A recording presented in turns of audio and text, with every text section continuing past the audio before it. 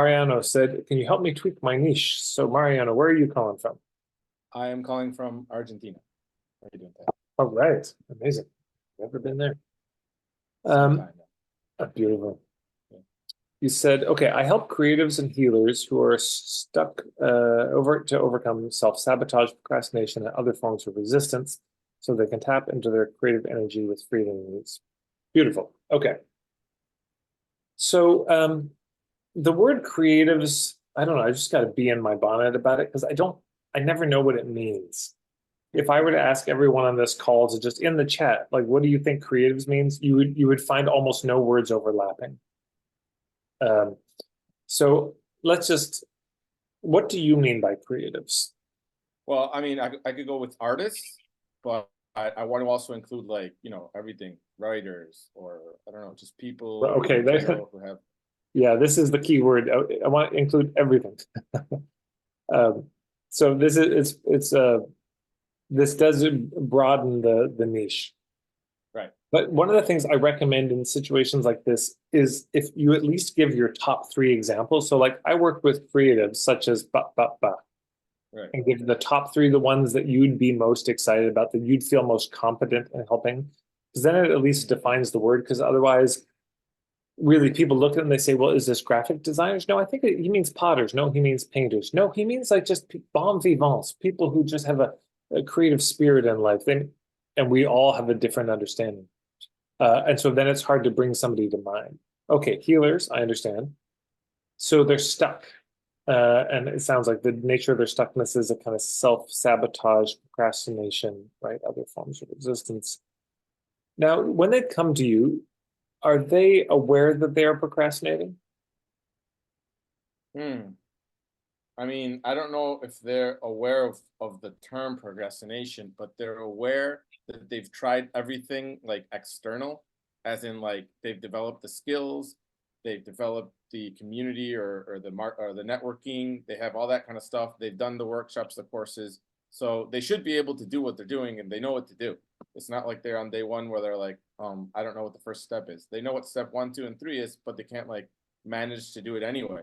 So then Step they're like, step one, two, and three to achieve what? To do what?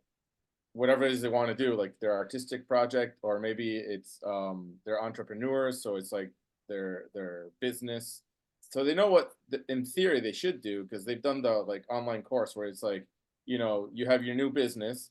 Step one is this, step two is this, step three is so they tried it, but then they realize they've been, I don't know, they can't like get ahead even though they're actually sitting down to do the work because it's something internal.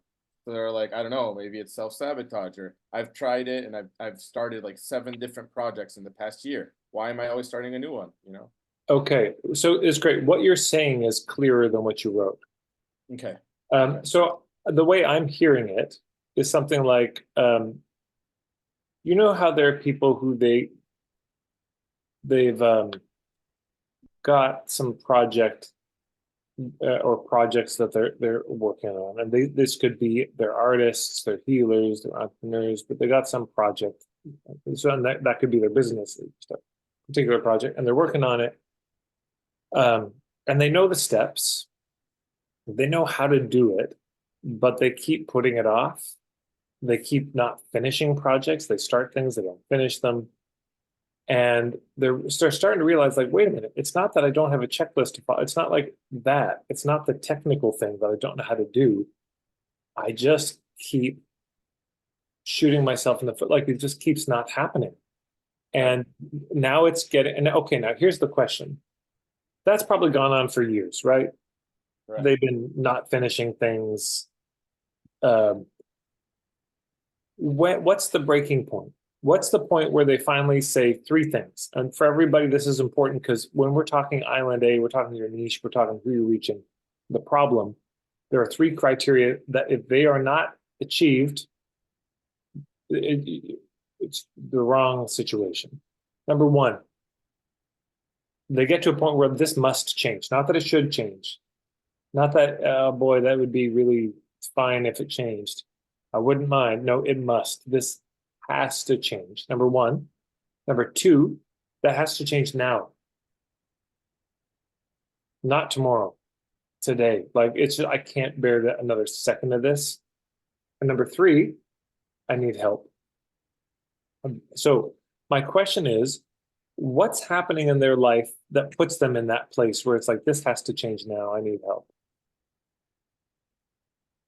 That's a good question. I'm not sure I know the answer. I would Okay. say they got sick of trying new workshops. It's like they hit some sort of threshold where they're like, I'm sick of acquiring more skills. I don't know exactly what it is though. Okay. So I'm going to open up the chat here. Mhm. 1 second. Okay. So the question is, what is the breaking point for Mariano for his people?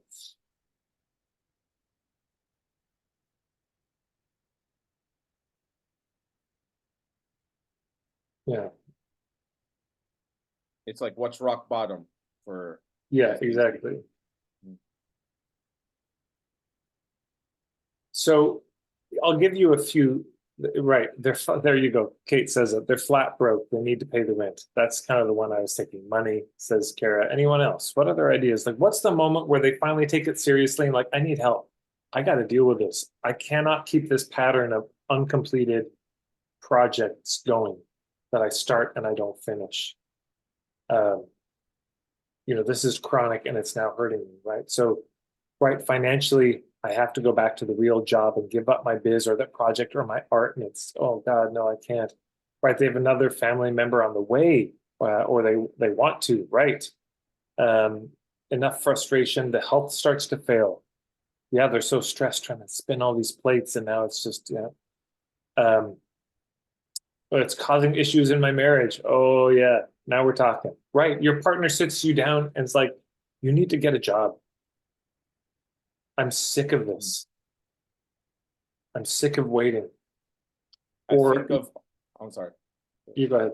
I was gonna say, like, of all the ones I've been reading so far, I think maybe it was kind of in the back of my mind. I didn't say it, but it's like I'm gonna have to go back to that job I had 3 years ago, and I would just, rather die than go back there, something like that. That's the one then. Okay. Now, and so you might want to cut and paste the rest of these because the Yeah, rest yeah, yeah, yeah. may also be there.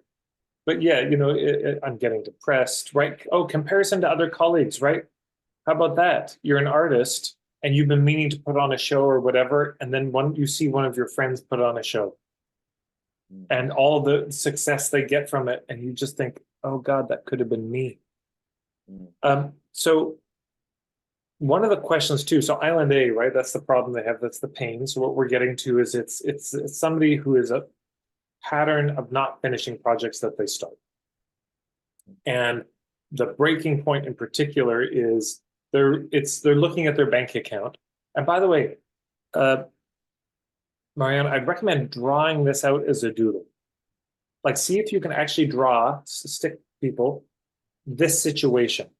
What I imagine is they're sitting there staring at their computer, which has their bank statement on it, and it's saying $0. And they're just like, oh God. And then there's a stack of bills beside them that are unpaid, just unpaid bills, written on that. And then there's their spouse or their partner frowning and looking at them from behind. And their thought bubble is, oh God, I don't want to go back to that job. Right. Right. And then also right next to them, there's a stack of papers called unfinished projects. Right. So you can draw it out because what you want is, and I cannot recommend this strongly enough to everybody, draw out your island A and your island B.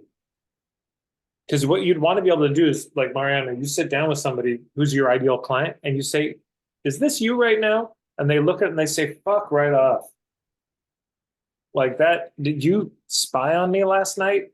They feel that seen, that like, this is me. And then Island B, one of my questions would be, and this is a question I'd toss out to everyone, one of my favorite Island B questions. Who do they envy and why? Who do they envy and why? What are they craving? Because what they're like, I really want my life to be like this person. I want to be in this. And then you draw that picture out too. So for example, that picture might be There's a stack of paid bills. There's money in the account. There's a stack of finished projects. You know, there's all the awards and accomplishments. There's their spouse massaging their shoulders. So grateful for them, you know, like whatever it is. But if you can get that clear, then the very next step becomes sharing your point of view. Okay, here's my take on how we get you from here to there. So again, if you went to the marketingforhippies.com/steps page, go down to Yeah, I know where it is. Okay. I've read it a million times. Yeah. Okay, great. So for anyone who's wanting to work on your point of view, if you just scroll down to number 3, you'll see there's a bunch of there's a bunch of resources around point of view as well. And I would dive into that. And particularly, Mariana, for you, the point of view, the advanced webinars, there's one of the webinars that's around the 3 cases. And I'll say, you know, generally what I'm hearing around the niche, that's pretty clear. There's some polishing to do, but the essence of it is clear.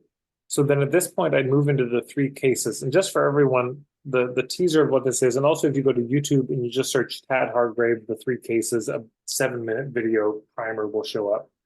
But the basic idea is this. The 3 cases are your diagnosis, your prognosis, and your prescription.